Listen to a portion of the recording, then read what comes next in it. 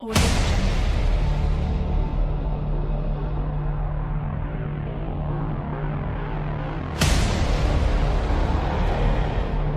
Audio Jungle.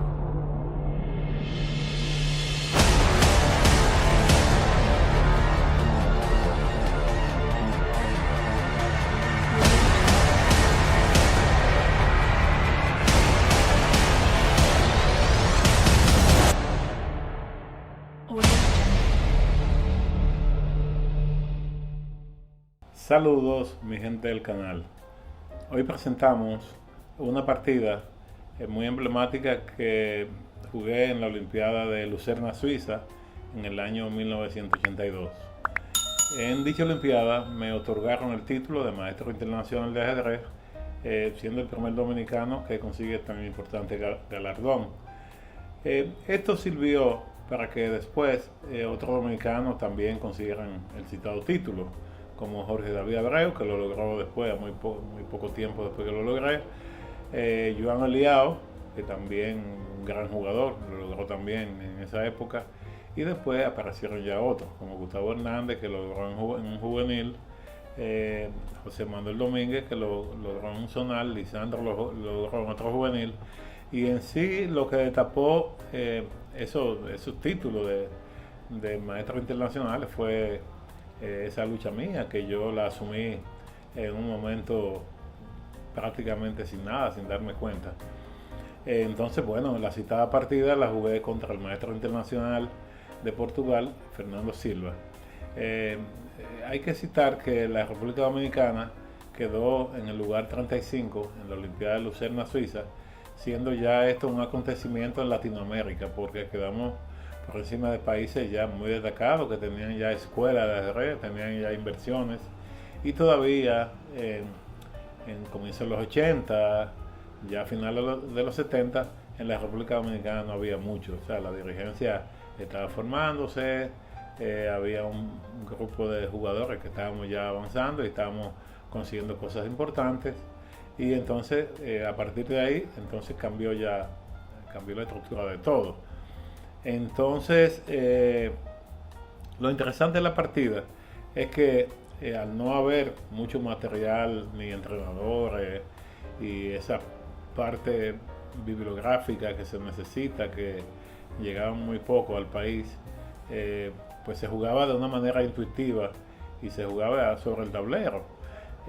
Yo traigo esto a coalición porque el día pasado vi en un canal de YouTube de unos muchachos dominicanos de que hablaban de la intuición, pero el ajedrez en esa época, final de los 70, comienzo de los 80, aquí en la República Dominicana se jugaba sobre el tablero, se jugaba intuitivamente y se jugaba de una manera práctica y había que ser ingenioso para conseguir las cosas.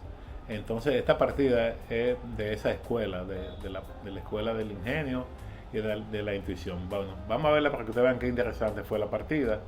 La partida comenzó con un peón rey, y él me quiere plantear como un dragón, y yo le juego esta jugada C3 que es un poco, diríamos, dudosa, porque generalmente en este tipo de posiciones se desarrollan las piezas y se rocan y se pelean en el centro, pero yo tenía la intención de hacerle una propuesta diferente al maestro portugués para sacarlo del libro ese del dragón, para que él juegue en el tablero con lo que yo le iba a proponer. Entonces la partida siguió normalmente con alfil G7 y yo aquí alfil C4. Todavía no defino la posición en el centro porque voy a esperar que él se mueva para hacer la ruptura en el centro. Entonces cuando se mueve enroco y sigo esperando de que juegue de 5 para yo entonces darle jaque y buscar alguna alternativa y ponerlo un poco incómodo. Entonces él opta por esta jugada y yo salgo al centro. Cuando salgo al centro ya definitivamente aquí ya él captura, y entonces no capturo con peón y capturo con caballo, con la idea de seguir alimentando la idea de que si él juega D5, un momento darle jaque, capturar el peón en D5 y cuando él captura darle jaque con la torre y bueno, desarrollarme ahí y tener las diagonales abiertas. Entonces aquí juega A6, cuando juega A6 yo capturo el caballo y consigo una posición con torre E1 donde yo le evito que él juegue D5, porque si juega D5 pues entonces el rey queda clavado y el peón queda perdido prácticamente. Entonces él juega D6. Aquí quizá el maestro portugués quiere desarrollarse ya muy sólidamente, donde él no tenga ese hueco en D6, porque si el peón se quedaba retrasado en D7, pues entonces había el hueco en D6 y yo podría en un momento, qué sé yo, jugar alfil F4 y llegar a D6 con el alfil. Entonces él juega previendo ese hueco. Entonces yo hago esta interesante jugada, H4. Cuando juego H4 es una jugada intuitiva porque ahora no puede capturar porque el peón de D6 está indefenso. Y también, bueno, ya yo amenazo aquí con jugar H5 y comenzar a molestarle la estructura de peones del flanco del rey. Entonces él juega H5 también. Aquí ya me hace un pequeño favor, como dicen, porque habrá que dar la casilla G5 y ahí yo podré maniobrar con alguna figura y entonces presionarlo en la diagonal negra. Y así fue, alfil G5 para presionar la diagonal negra donde está la dama. Y a lo cual él se enroca y bueno, y aquí yo desarrollo mi pieza normalmente. Interesante aquí es que todavía la jugada D5 no es una jugada útil en el momento, porque al tener la torre en E1 y descubrirse la columna, vemos que hay presión en la columna y D5 se hace muy difícil. Y él juega torre B8, amenazando el peón de B2 y yo juego alfil B3 para buscar la casilla C4 para el caballo y tener ahí una alternativa de que mi caballo también ataque el punto D6. A lo cual él se enroca y yo no me voy a C4, sino me voy a F3, evitando todavía la ruptura de D5. Entonces aquí el maestro portugués juega dama C7 para buscar colocar la torre en la columna D8 y yo sigo a lo mío con la idea de presionar en las diagonales negras y cambiarle ese alfil de casillas negras, porque fíjense qué pasa.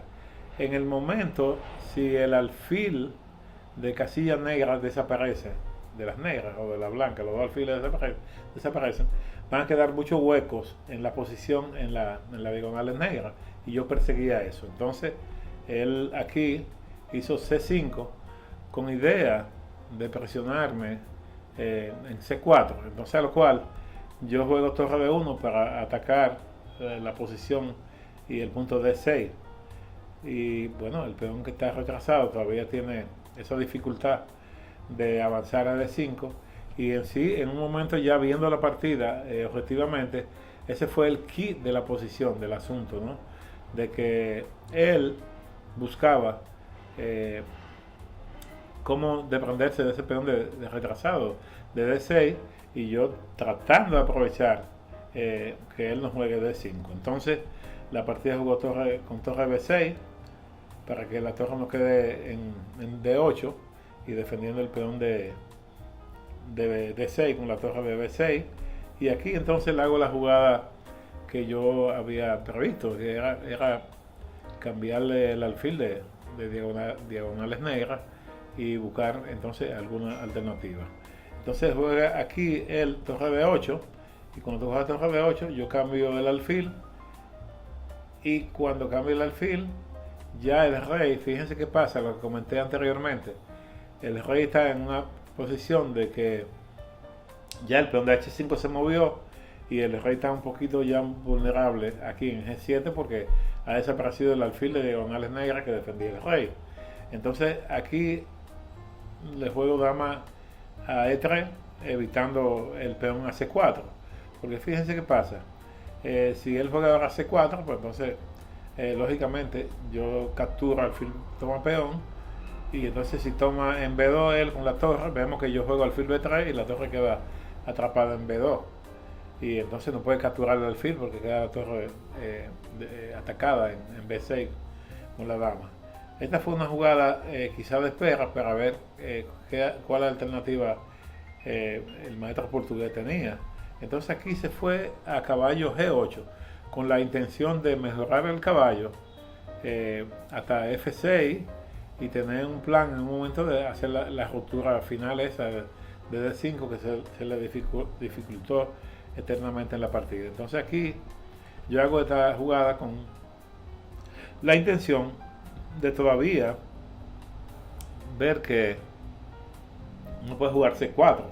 Si juega C4, el alfil cuando captura el peón, pues entonces queda la torre de D8 indefensa.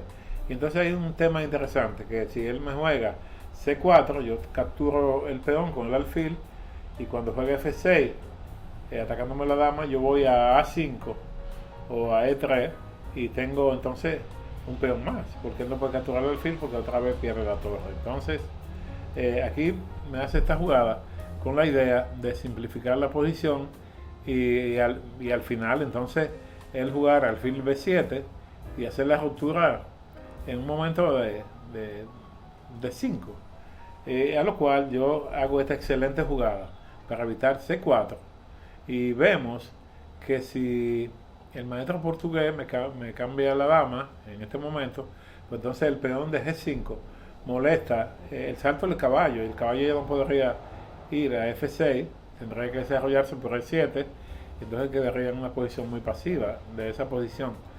Por eso esta jugada de caballo E5 yo le puse un signo de admiración, porque también controlo la casilla C4, que es donde está la torre de B6, y vuelvo y presiono el peón de D6 también con el caballo en C4. Entonces aquí él juega A5 con esta jugada de espera, y bueno, y está buscando también desarrollar el alfil por A6, y yo hago esta jugada que es una jugada que siempre fue con mi temperamento, la tercera fila.